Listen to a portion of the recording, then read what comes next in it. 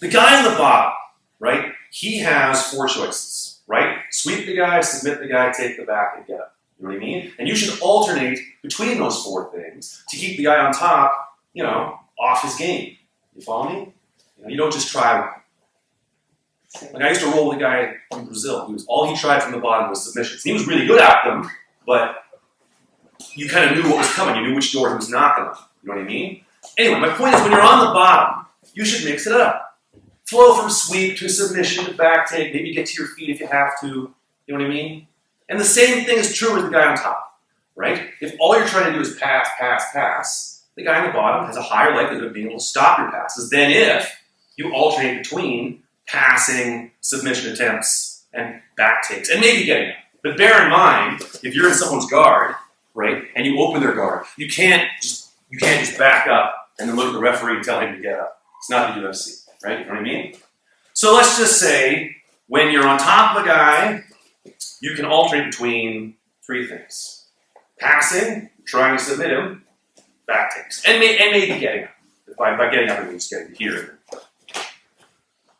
The thing is, though, the guy on the bottom, he has way more submission opportunities than the guy on top, right? What does the guy on top have? And what can the guy on the bottom do about it? So the first thing you can do as the guy on top, who submit the guy on the bottom, is the totally illegal neck crank, right? Where you lunge forward, grab the guy's head, pull it, you also put your chin on there, and then you pull on the guy's neck, right? Is he going to tap to this? Maybe if you're, no. You guys just talked about? No. Coleman or Mark Curry? Yeah, no, it was Mark Coleman versus Nobuhiko Takada, I think. Or I don't know. Curry did it too. Did he? Yeah, so, like, there's a chance if you do this, and it's not just this, it's hands. You put your hands on the guy's armpits, you put your hands behind your elbows in his armpits, your hand behind his head, you pull here, you put your chin on there, and you pull. Ah! See, maybe he taps or maybe he opens his guard.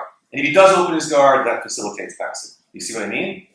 As the guy on the bottom, you're fighting a powerhouse. Little muscles on this guy, right? Anyway, he does the thing. He lunges forward and grabs your head. He does the neck crank. What can you do, right? Okay, so from here, you'll notice he has a nose, right? From here, you can push up on that, and then you're right here. Throw arm bar on the guy. You see what I mean? I'll do it again. He's here. You push up on his nose. That relieves the pressure. The other hand goes under his leg. Pull yourself to the side. Here's the armbar, okay? What chokes can the guy on the top do that actually work, right? There's 2 of them. I'll share you the first one and then the second one. First one's Ezekiel.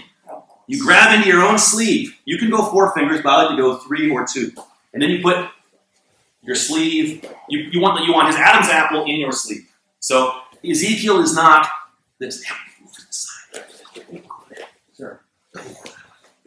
Ezekiel's not this. You see what I mean? You see people trying to do Ezekiel with their elbows to the side. Ezekiel is this. See how this Adam's apple is inside my sleeve? Right? And now, and this is the reason it works in the guard, you don't want to go in, you go back. You see what I mean? So you can go 3 fingers. 4 fingers makes it a bigger. See how if with 4 fingers, the piano wire is, you mean 3 fingers, 2 fingers, 1 finger. You see what I mean? When you're killing a guy, if you've watched The Sopranos or whatever, you want the piano wire to be like super thin. But the thinner it gets, the more strain it is on your one. See what I mean? So effective, but very hard on 1 finger. So I usually do 2 or 3. You know what I mean? 4, no. Anyway. So you're here, and again, you have to be super forward. You grab inside your own kimono, you put his Adam's apple in that, and then you can see the triangle. See the triangle? See that? You know? And if he's dumb enough, if he tries to push you away with his legs, push me with your legs. See, he's just going to make it worse.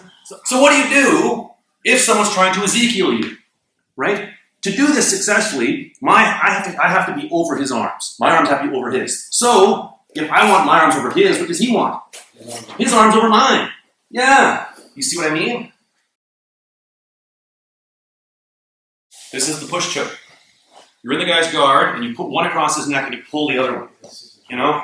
But you can also do the push choke by putting your hand under.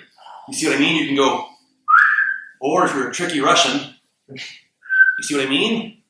And now when you're putting your hand in, when you're covering your own hand with his collar, all of a sudden this idea of like reaching over and grabbing the knuckles, See what I mean? It's hidden.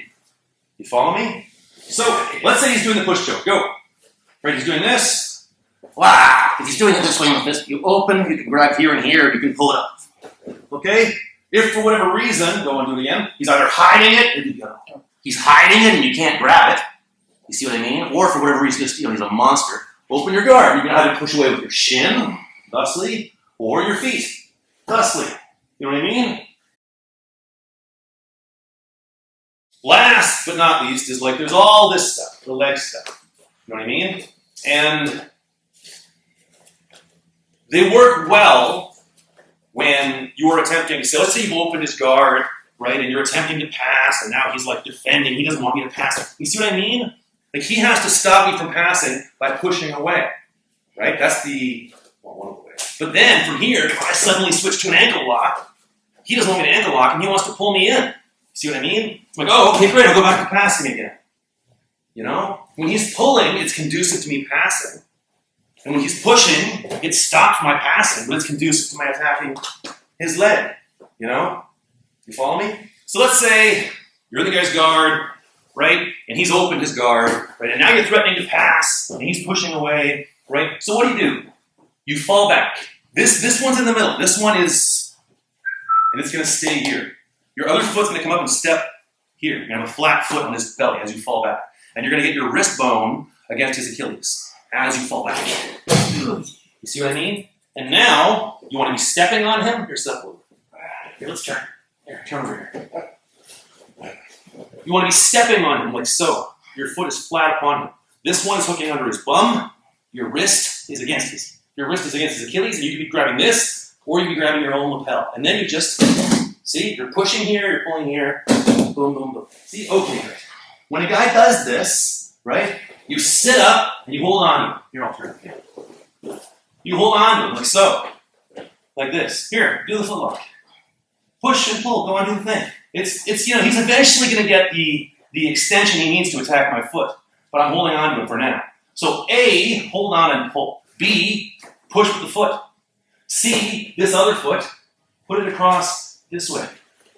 So you can come up on top of it. Right? And now go on foot lock. You can't, there's no way. And you're like, get off my leg, you. Boom.